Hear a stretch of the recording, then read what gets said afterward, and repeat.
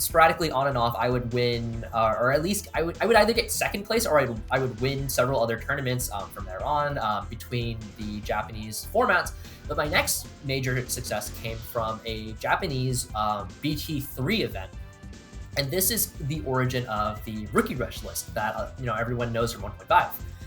I spent I think like maybe 2 weeks with Tessero, and all I would do, and this was what I did for the longest time, is I would go onto Japanese Twitter and I would take every single list that crossed Twitter, and I would just look at it, I would study it, and I had this spreadsheet like this many lists played Gorymon, this many lists played Puppetmon at this ratio, and it was a lot. It was a lot. I had no job. I had way too much free time. Okay, and I would like to emphasize this. I can never do this again. Like as now as a working adult, I never again. That was way too much effort. But at the time, I had all the time in the world. So I constructed the Rookie Rush list that, at least the skeleton of the Rookie Rush list that everyone in 1.5 knew and feared. And I ended up taking first place in that event. And what, things happen. I win a couple of more events. I get second, whatever. It doesn't matter. It's online events. And then comes English. I didn't play English 1.0 specifically because it was way too hard to get product. I couldn't get shit. Yeah. I bought 5 boxes and I opened 0 Omnimons. Damn. Oh my god. So that's terrible. So I could only play Rookie Rush, and I only got into a single event. I got into one event for 1.0. I made top cut, and nobody told me what time the tournament started. So I slept through top cut. Oh no. and that ended my 1.0 like little thing. But in 1.5 I got into the first 1.5 Bandai event, right? And at the time, he didn't mean anything behind it. I think it was more so like an unfortunate coincidence. But my list, my friend was playing my list, right? My friend was playing my list because he was playing my Rookie Rush list, right? The Rookie Rush list that ended up winning that Japanese event I mentioned, right? It all comes together. It's like all one big circle. He was playing the list against True Champion Steven. And True Champion Steven really liked the list. So then True Champion Steven published the list in a video. So the world, all of English, knew about my Rookie Rush list. And I was really hoping to keep it on the down low because I didn't want, because I knew it was broken. I knew it was cracked. I didn't need anyone else to know it was cracked. And then Steven leaked it to everyone. And I was like, shit. And him and I, we've talked about it. He was like, "Oh, it's my bad. Like, I'm sorry. I didn't realize it was yours." And I'm like, "That's cool, bro. Like, it happens." So I spent a month trying to figure out how I was gonna beat my own list, my own creation, right? If you guys have ever watched Wolf Glick, and if you've ever seen his like recent videos, he talks about how like he accidentally gets like super high on like the Pokemon ladder. His team gets leaked, and now he has to beat his own team. That was me. Yeah. That was me. I had to beat my own amalgamation. So I was playing the most like off the wall shit I could think about, right? I was playing Rookie Rush with Imperial Dramon top end. I was playing Rookie Rush with Shaco. Like I was doing everything I could to try my best to like salvage this. And at the end of the day, the solution I came up with was a super heavy intensive security blowout version of Rookie Rush, right? That was what we came up with. Day of the event comes. We're playing, and I face 6 mirrors. I face 6 terrible. mirrors. Holy shit. And the only reason I managed to get through the skin of my teeth, by the way, because Rookie Rush mirrors suck, first and foremost. Oh, yeah. Because it's literally just like head-ass aggro, like ooga booga, like you just throw it. The only reason I managed to get through it all was because of the tech choices I made, specifically opting in for more security bombs, knowing I would play the mirror. So I would have way more blowouts than my opponent would. And so with Rookie Rush, you're swinging at security so much. And I had a whole, like, I wrote like a 10-page like essay on this shit, basically. On like how every single matchup for Rookie Rush went, like why certain deck choices went. Like it was a whole thing.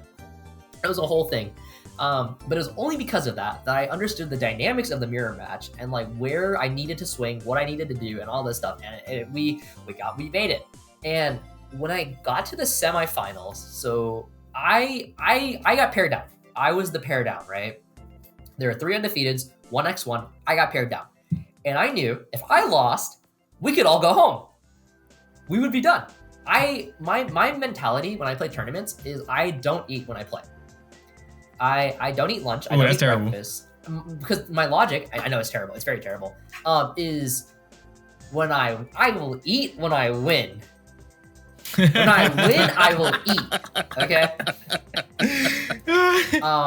And so the entire day, I was just like, "You can't eat yet. You have one more round to win. All right, keep going."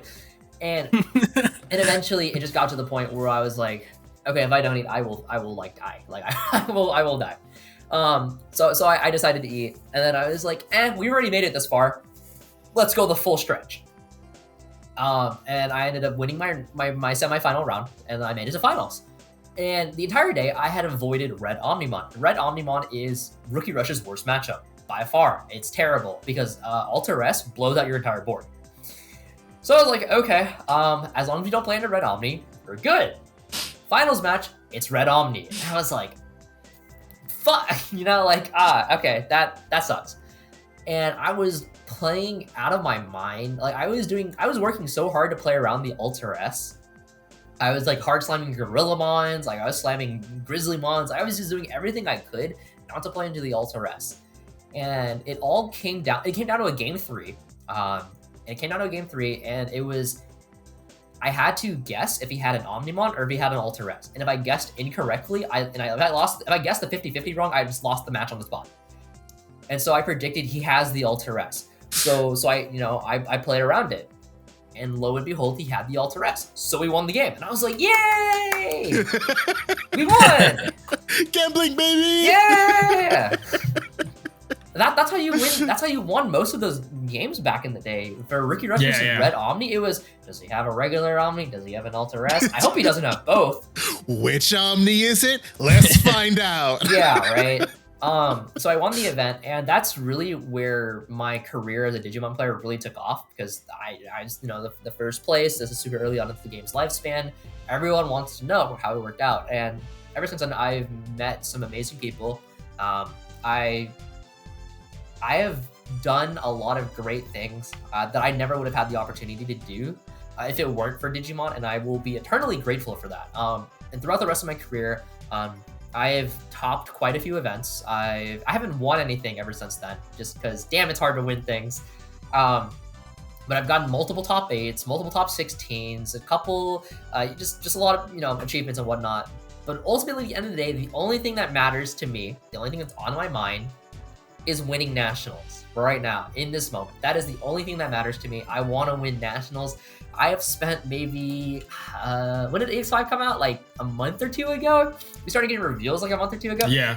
Ever since EX5 finished the reveal, I've been playing EX5 on almost a daily basis. I've been playing so much EX5. I'm surprised I'm not like deadbeat tired of this format. But like right before you guys reminded me about this, I was literally about to go play more EX5. So he said the grind don't stop. It's day in, day out. I feel I didn't prepare adequately enough last year. And I say that, but I literally practiced for 3 months straight.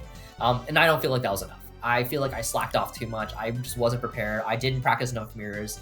So this time around, I'm really giving it my all. I'm doing everything I can in my power to give me that edge and what it takes to be sure that I don't make the same mistakes that I did last year. So that's me.